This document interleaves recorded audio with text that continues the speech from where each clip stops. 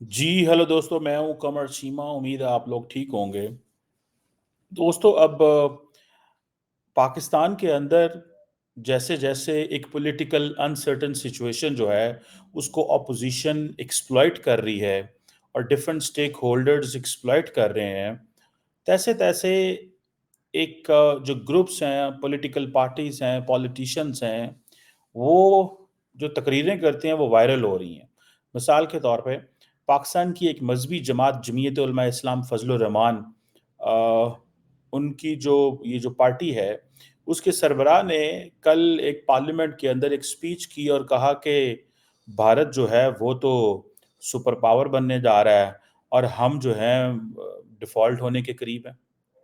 ये जो लफ्ज़ हैं, ज़ाहिर बात है इसको इंडियन मीडिया और इंडिया बड़ा हाइलाइट कर रहा है कि भई देखो, कैसा वक़्त आ गया है कि जो मुल्क हमारे साथ आज़ाद हुआ था, आज वो खुद मान रहा है कि हम जो हैं वो हार रहे हैं, हम पीछे हैं।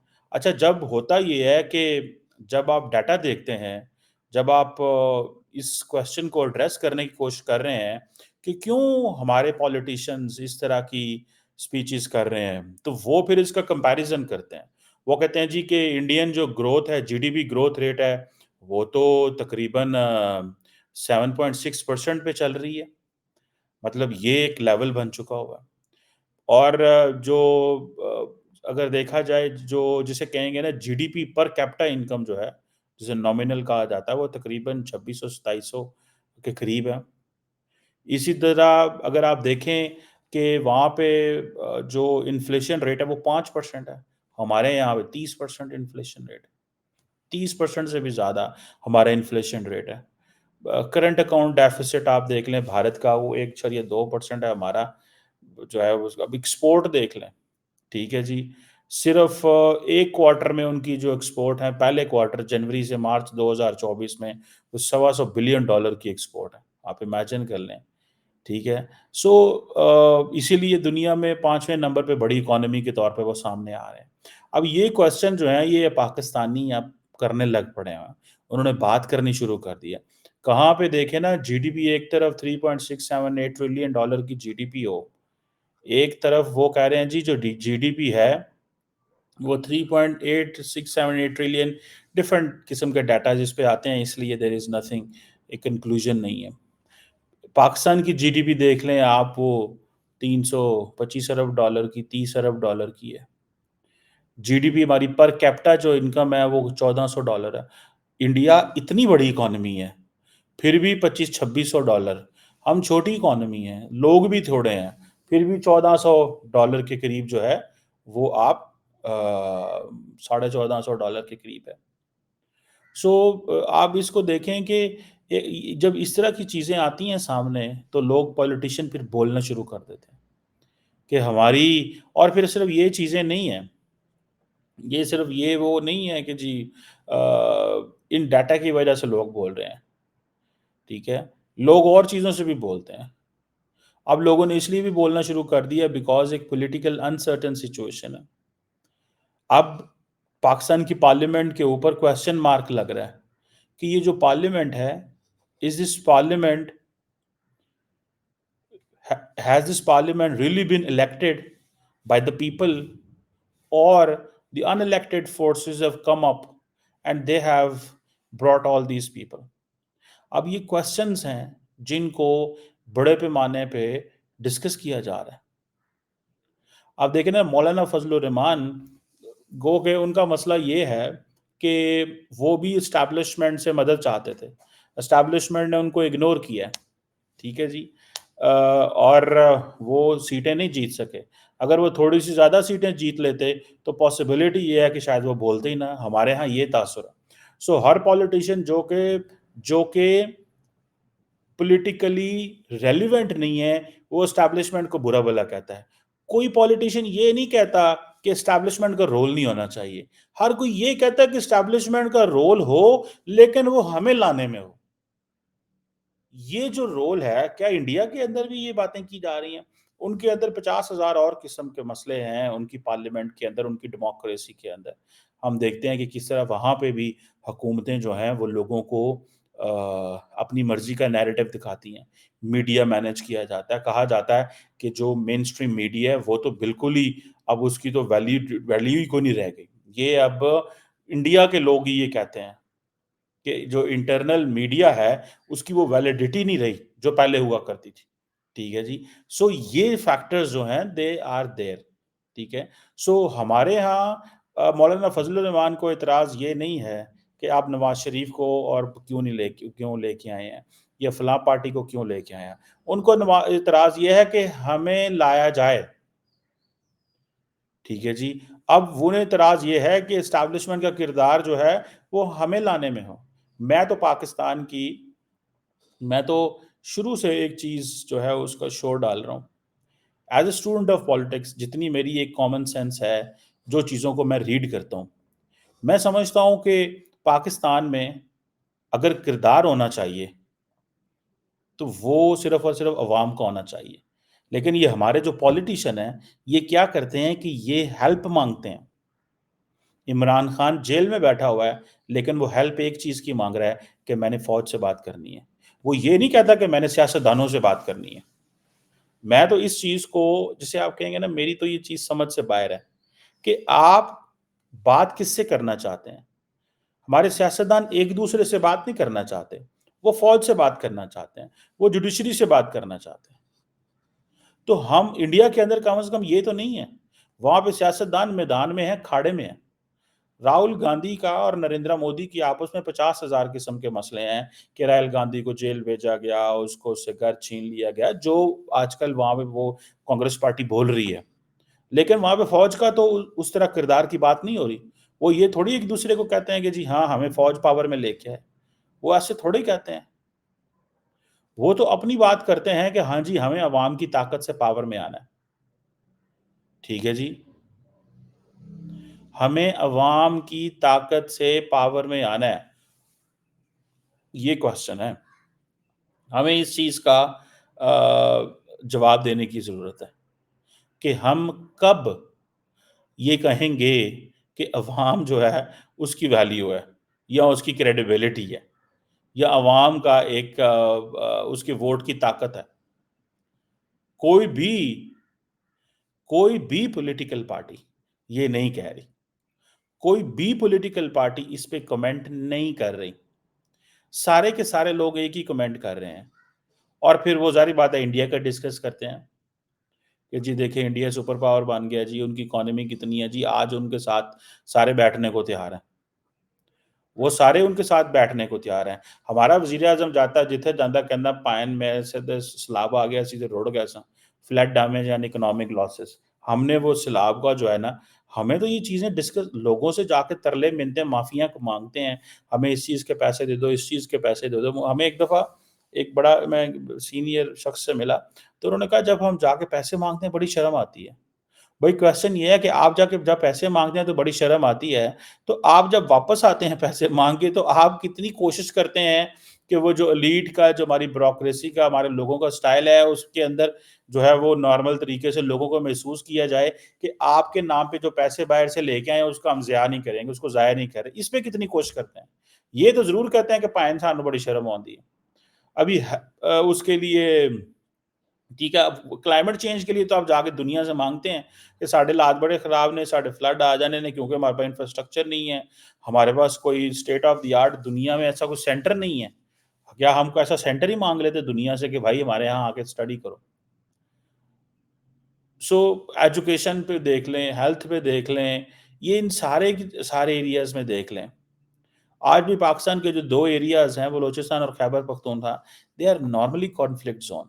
The people in Punjab and Sindh they don't like to go in those areas. اس کی سمپل ریزن ہے کہ بغاوت وہ سمجھتے ہیں کہ یار وہاں پہ جائیں گے تو پتہ نہیں کیا ہو جانا ہے. وہ سمجھتے ہیں پتہ نہیں کیا ہو جائے گا ہمارے ساتھ. وہ اس چیز کو لے کر کے بیٹھے ہوئے ہیں لوگ. تو پھر یہ کیوں نہ مولانا فضل الرحمان کہیں گے. حالانکہ میں آپ کو مولانا فضل الرحمان کے بارے میں بتاؤں نارملی میں یہ جو رائٹ ونگ کنزرویٹو اور یہ دقیانوسی یہ بیکورڈ مائنڈ کے جو لوگ ہیں میں ان کی تعریف نہیں کرتا. لیکن many people do not know میری جو پی ایچ ڈی کا تھیسس ہے that is on the political Islam. سو میں نے مولانا فضل الرحمان کی پارٹی کی جو پالیٹکس ہے اس کو بھی تھوڑا اسٹڈی کیا ہوا. اور مولانا فضل الرحمان بینگ این اسلامسٹ، ایک مولوی ہونے کے ناطے he was the one because of home, جس نے کولڈ وار کے زمانے میں امریکہ اور سعودی عرب کے سے جو پیسہ آ رہا تھا اس سے مدرسے بنائے، مجاہدین بنائے، اپنا نیٹ ورک بنایا، سارا کچھ کیا. اور آج جب حکومت نے کہا کہ ہم دہشت گردوں کے خلاف لڑیں گے اور ہم ایسی آئیڈیالوجی اور ایسے مائنڈ سیٹ جو کہ دہشت گردوں کو سپورٹ کرتا ہے اس کو روکنا ہے، تو Maulana Fazl ur-Rehman stood with the constitution of Pakistan, اور اس نے کہا بالکل ٹھیک ہے. یہی وجہ ہے کہ آپ اگر ڈیٹا نکال کے دیکھیں تو یہ جو مولانا فضل الرحمان ہے جو کہ مولوی صاحب ہے، جن کی یہ میں نے پکچر استعمال کی ہوئی ہے، ان کے اوپر زیادہ دہشت گردانہ واقعات ہوتے ہیں، ان کے اوپر زیادہ سوئسائڈ اٹیک ہوئے ہیں as compare to the mainstream political party. Imran Khan کے اوپر شاید ایک بھی کوئی ایسا واقعہ نہیں ہوا، وہی وش کہ نہ کبھی بھی ہو. نواز شریف کے اوپر کبھی بھی نہیں ہوا. ان کے اوپر زیادہ ہوتے ہیں بیکاز دہشت گرد کہتے ہیں کہ یہ ہمارا حصہ تھے اور اب یہ ہمارا حصہ نہیں ہے، انہوں نے ہمیں چھوڑا ہے. یہ کہتے ہیں کہ ہم نے وہ جو آئیڈیالوجیکل سپلائی لائن تھی دہشت گردوں کی وہ ہم نے بند کی ہے، نظریاتی سپلائی لائن ہم نے ان کو وہ سپورٹ کرنا نظریاتی طور پہ بند کر دیا. اور یہ پھر اپنی کمپلین بھی کرتے ہیں حکومت سے کہ بھئی آپ ہم نے تو حکومت کے لیے بڑا کچھ کیا، حکومت ہماری. سو یہی وجہ ہے کہ اب کوشچن یہ ہے کہ جب پولیٹیشنز عوام سے ووٹ لے کے آتے ہیں تو وہ ووٹ کے مینڈیٹ کی عزت ہونی چاہیے تاکہ پارلیمنٹ کے اندر لوگوں کو احساس ہو، فکر ہو، ذمہ داری ہو کہ ہاں جی ہم جو ووٹ لیں گے، ٹھیک ہے جی، وہ ووٹ ہم عوام سے لے کے آئے ہیں، ہمیں اس ووٹ کی عزت کرنی ہے، رسپیکٹ کرنی ہے، وہ یہ کہیں. اینڈ دین پھر وہ ووٹ کو واقعی ڈیلیور بھی کریں. اگر وہ لے کے آتے ہیں اور بعد میں جو چینج کر لیے جاتے ہیں تو پھر کیا رہ جانا اور کیا نہیں رہ جانا. آج نریندر مودی کی وہ تعریف کر رہے ہیں، آج بھارت کی وہ تعریف کر رہے ہیں. شاید بہت سارے ہمارے ویورز کو نہیں پتا ہوگا کہ مولانا فضل الرحمان کی جو پارٹی ہے ان کی بنیاد بھی انڈیا میں ہی اس وقت رکھی گئی تھی، اور یہ جے یو آئی جو ہے وہ انڈیا میں ان کی پارٹی کی ایک شاخ انڈیا میں بھی موجود ہے، لیکن اب ان کے درمیان وہ کنیکشن یا وہ رابطے اب نہیں رہے بیکاز آف انٹرنیشنل سسٹم میں جیسے تبدیلیاں آئیں اور جو کچھ بھی ہوا. سو پاکستان کی جو پولیٹیکل کلاس ہے اس کو ایک دوسرے کے ساتھ بیٹھ کے ونس فار آل اس مسئلے کو حل کر لینا چاہیے. دے نیڈ ٹو ڈسکس کہ یہ بھائی اس سے باہر نکلیں، چھوڑیں یہ باتیں، چھوڑیں یہ سلسلہ اور ساتھ بیٹھ کے مسئلے حل کریں.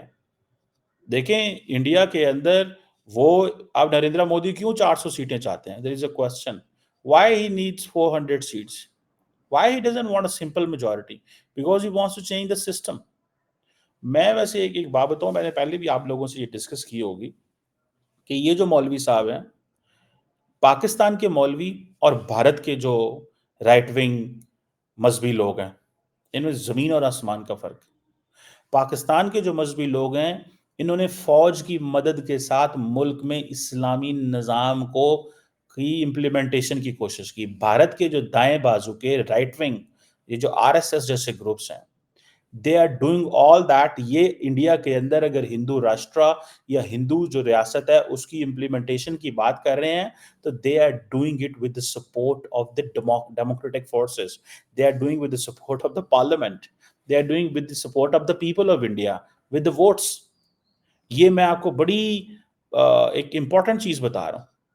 دیکھیں دائیں بازو کی جتنی بھی طاقتیں ہوتی ہیں، رائٹ ونگ جتنے بھی فورسز ہوتی ہیں، they really want کہ ان کا جو سسٹم ہے وہ اپنے سسٹم میں وہ کر سکیں جو وہ چاہتے ہیں، ٹھیک ہے، وہ اپنی مرضی کا نظام نافذ کر سکیں، وہ اپنی مرضی کا نظام نافذ کر سکیں. یہ ان کا دل کرتا ہے، جو ان کا حق بھی ہے، ٹھیک ہے، وہ کرنا چاہتے ہیں تو they should do it. But the question is کہ ہم لوگ جو ہیں، ہمارے جو مولوی صاحبان ہیں، انہوں نے ہمیشہ عوام کے ووٹوں کا سہارا نہیں لیا، ٹھیک ہے جی، انہوں نے کبھی عوام کے ووٹوں کا سہارا نہیں لیا، ٹھیک ہے جی. عوام کے ووٹوں کا سہارا نہیں لیا انہوں نے کبھی بھی. انہوں نے ہمیشہ جو سہارا لیا ہے وہ فوج کا لیا ہے, اسٹیبلشمنٹ کا لیا ہے. یہ ہمیں اس چیز کا نہیں پتا کہ ہر وقت ہم فوج کے سہارے کے ساتھ ملک کے اندر مذہبی نظام لے کے آنا چاہتے ہیں. یہی تو کوشچن ہے کہ ابھی آپ روتے ہیں کیونکہ یہ ہمارے سیاستدانوں کو جب یہ حکومتیں انجوائے کرتے تھے فوج کی مرضی سے تو تب یہ کہتے تھے کہ بہت اچھا نظام ہے, ٹھیک ہے, اسلام چل رہا ہے, اسلام پھیل رہا ہے, پھول رہا ہے, ملک میں مذہبی نظام آئے گا, یہ ہوگا, وہ ہوگا, ٹھیک ہے جی. لیکن کوشچن یہ ہے کہ ابھی یہ کہتے ہیں ملک کے اندر اسٹیبلشمنٹ کی کیوں ہے, لیکن ایک وقت تھا کہ یہ بھی اسٹیبلشمنٹ کی مرضی سے آتے تھے. اسٹیبلشمنٹ ان کو لے کے آتی تھی اور یہ بڑے انجوائے کرتے تھے. سو ہم تو سارے کے سارے پاکستانی ہیں وہ ڈسے ہوئے ہیں ان سیاستدانوں کے. ایک طرف جب یہ اپوزیشن میں آتے ہیں تو کہتے ہیں ہمیں حکومت میں لے کے آؤ, جب حکومت میں آتے ہیں تو پھر یہ ان الیکٹڈ پاورز کے. سو پاکستان کی جو ڈیموکریسی ہے عموماً ایک لفظ بولا جاتا ہے پروسیجرل ڈیموکریسی. ہماری تو پروسیجرل ڈیموکریسی بھی نہیں رہی اگر آپ فرینکلی اسپیکنگ اس کو بڑا ایک وہ کریں.